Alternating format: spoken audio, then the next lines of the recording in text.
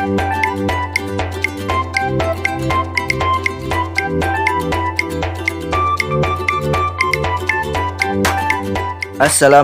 warahmatullahi wabarakatuh. Halo rekan-rekan guru honorer maupun CPNS ataupun P3K.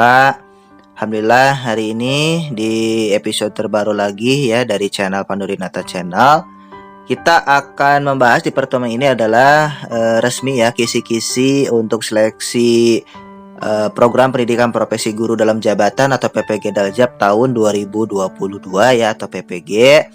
Kita untuk pertemuan pertama hari ini kita akan bahas kisi-kisi dari guru kelas ya, dari guru kelas. Namun sebelum kita lanjut ke kisi-kisinya, bagi teman-teman yang baru menemukan channel ini tentunya silakan untuk di-subscribe dulu channel kita, nyalakan loncengnya. Yuk kita akan lanjutkan ke tutorialnya.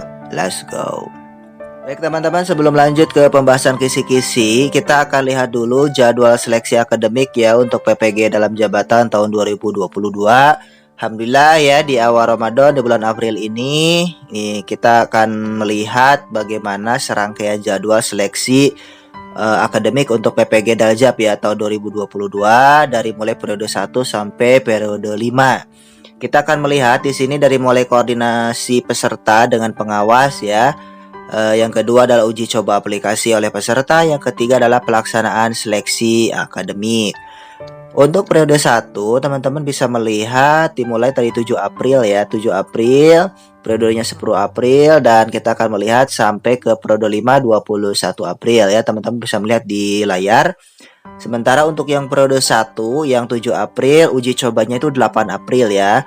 Dan untuk pelaksanaan seleksinya itu tanggal 9 dan 10 April. Dan tentunya teman-teman silakan untuk selalu cek ya untuk SIM PPG-nya masing-masing ya teman-teman. Jadi memantau apakah masuk di periode 1 atau periode 2 ataupun sampai periode 5 ya teman-teman. Oke, kita akan langsung ke pembahasan kisi-kisi seleksi akademik ya, atau kita sebut dengan pretest PPG dalam jabatan tahun 2022.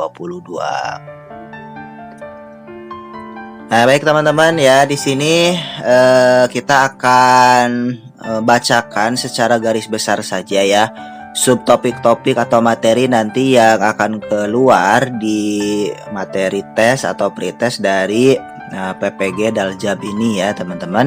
Jadi nanti teman-teman kalau ingin melihat secara jelas, kami sertakan link unduh yang ada di kolom deskripsi ya, teman-teman bisa melihat. Tapi teman-teman di sini bisa kita simak bersama ya, kita akan simak bersama dan belajar bersama tentang kisi-kisi. Pelan-pelan saja teman-teman ya, jangan terburu-buru. Ini khusus untuk guru kelas ya, untuk pertemuan pertama. Jadi pertama ini soal-soal nanti tentang kecintaan kita terhadap negara kita ya, atau kita sebut materi pokoknya itu sikap cinta tanah air, dimana kita harus menguasai tentang sikap nasionalisme ya, sikap patriotisme, sikap menghargai perbedaan ya, sikap mengutamakan kepentingan bersama, sikap mempertahankan kekayaan alam ya, mengapresiasi kekayaan budaya bangsa lain. Nah, di sini ya sikap berwibawa, sikap tegas, sikap disiplin, sikap penuh panggilan jiwa, ya, sikap samapta, sikap kesepenuhhatian, sikap kemurahhatian, begitu ya teman-teman ya. Nah, itu untuk bagian pertama teman-teman ya. Jadi untuk bagian pertama itu teman-teman, kalau kita simpulkan di sini itu materi-materinya itu terkait dengan sikap-sikap kita terhadap bangsa kita ya, kecintaan kita terhadap tanah air ya. Silakan pelajari ya buku-buku cinta tanah air ya, atau buku-buku pelajaran di SD yang berkaitan dengan cinta tanah air. Lalu bagian kedua teman-teman, di sini baru kita akan masuk ke pembahasan materi-materi utama atau pelajaran utama yang ada di SD, yaitu 5 pelajaran pokok di SD ya, yang kita tahu ada diantaranya ada IPS, IPA, PPKN, ada matematika gitu ya. Nah, di sini akan digabungkan teman-teman dari mulai teori-teori pertama ya, materi pokoknya itu tentang teori-teori perkembangan peserta didik.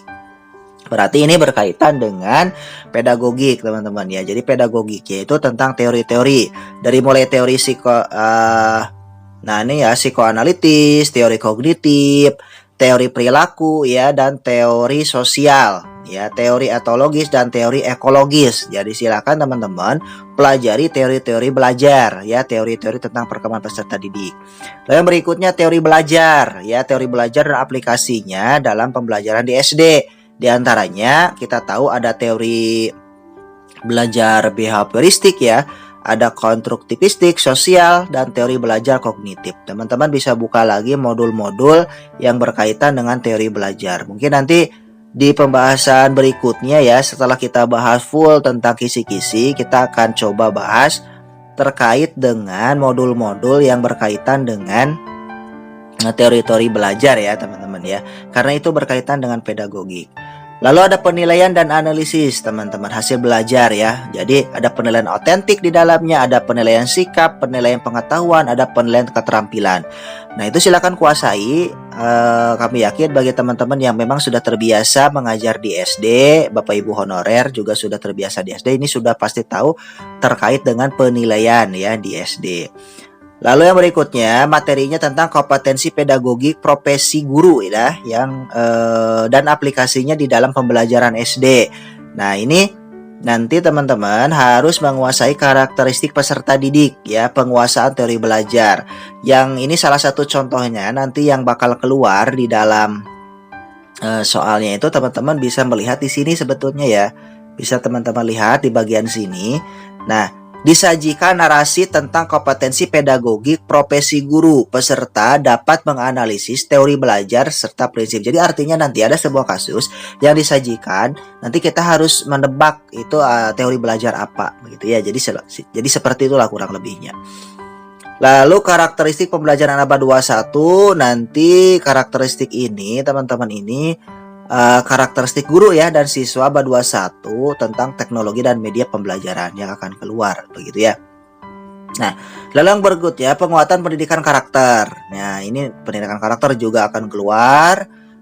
Persyaratan kualifikasi dan kompetensi guru SD yang profesional itu akan keluar. Regulasi terkait dengan profesi guru, etika profesi guru. Nah, berarti ini berkaitan dengan pedagogik ya. Lalu yang berikutnya ini masuk ke materi-materi yang formal ya. Di sini ada teks faktual, teks tanggapan, dan teks cerita. Ini berkaitan dengan bahasa Indonesia teman-teman ya. Jadi teman-teman kuasai tentang ragam teks. Nanti soalnya itu akan disajikan beberapa ragam teks. Peserta dapat menganalisis teknik teks yang disajikan. Jadi nanti kuasai saja tentang ragam-ragam teks ya. Lalu ada kata, kalimat, dan paragraf. Nah, itu kuasai juga. Ada teks fiksi ya, struktur, fungsi, dan kaidah kebahasaan. Nah, itu juga silakan Bapak Ibu pelajari lagi ya materi-materi bahasa Indonesia, materi-materi dasar. Ada teks non fiksi, struktur, fungsi, dan kaidah kebahasaan. Nah, yang berikutnya ada karya sastra dan teori sastra ya. Di sini ada pantun, puisi, fabel ya, cerita rakyat, teori sastra dan struktur puisi, prosa ya, ada juga cerita. Nah, nanti ada beberapa pertanyaan nanti yang disajikan, Bapak Ibu bisa baca ya nanti di bagian indikatornya. Nah, sebetulnya kalau kita ingin lebih fokus, itu teman-teman nanti bisa fokus di indikator. Contoh di sini masuk di pelajaran matematika. Ya, untuk pelajaran matematika nanti yang akan keluar contohnya di sini materi pokoknya tentang bilangan ya. Fokusnya kemungkinan akan ke KPK dan EPB. Nah, di sini di submaterinya teman-teman harus bisa memecahkan masalah matematis ya tentang materi bilangan bulat, pecahan, persen, perbandingan, skala KPK dan EPB. Nah, di sini. Nah, soalnya itu bisa saja beragam. Contohnya di sini teman-teman harus bisa menyelesaikan masalah terkait dengan perbandingan dan skala. Ya, di sini penyelesaian masalah sehari-hari yang berkaitan pecahan. Lalu yang berkaitan dengan bilangan, begitu ya. Jadi teman-teman itu tinggal fokus saja ke bagian sini, ya, di bagian indikatornya.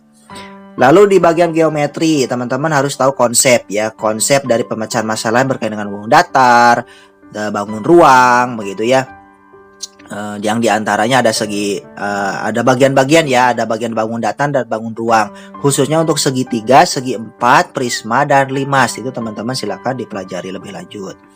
Lalu statistik, ada di sini yang akan keluar itu tentang ukuran ya, pemusatan data dan pemecahan masalah matematis pada materi statistika.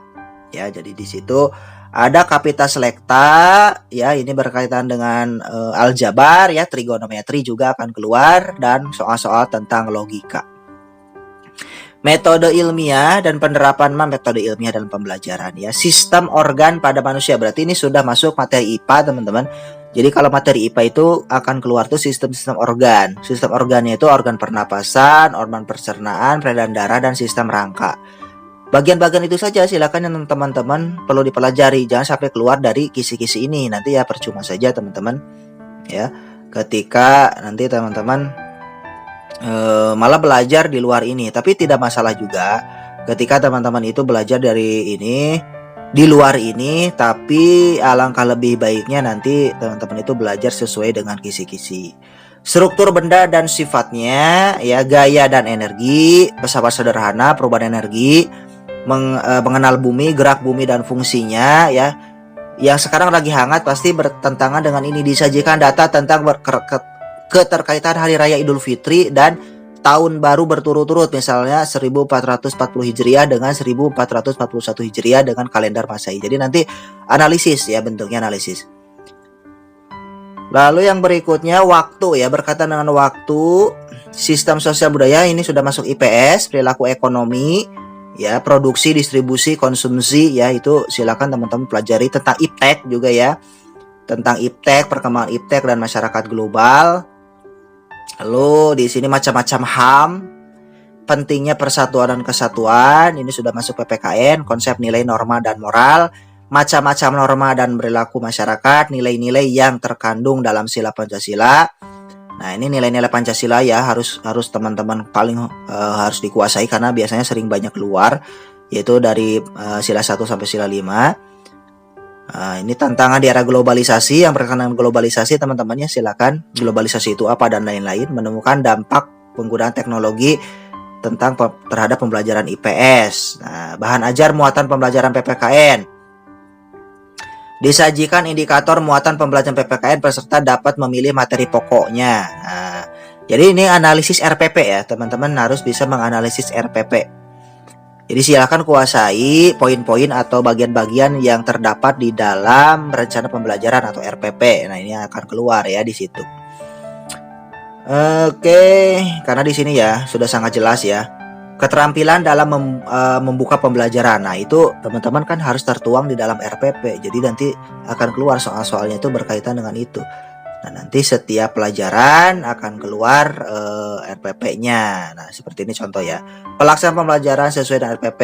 Nah, disajikan data tentang permasalahan pembelajaran di SD.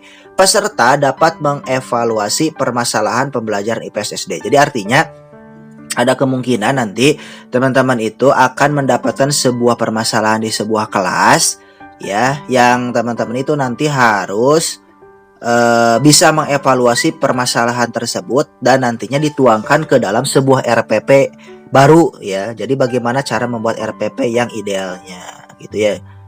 Jadi seperti itu ya. Lalu yang berikutnya ini berkaitan dengan konstruksi instrumen assessment. Jadi tentang assessment, tentang evaluasi teman-teman ya. Jadi di sini teman-teman itu harus menganalisis KI KD ya. Jadi nanti akan ada kemungkinan di sini pembelajaran indikator kompetensi dasar ya, KD, materi tema keberapa dan sekian. Nanti teman-teman harus mengevaluasi relevan atau tidak nih materinya, begitu ya.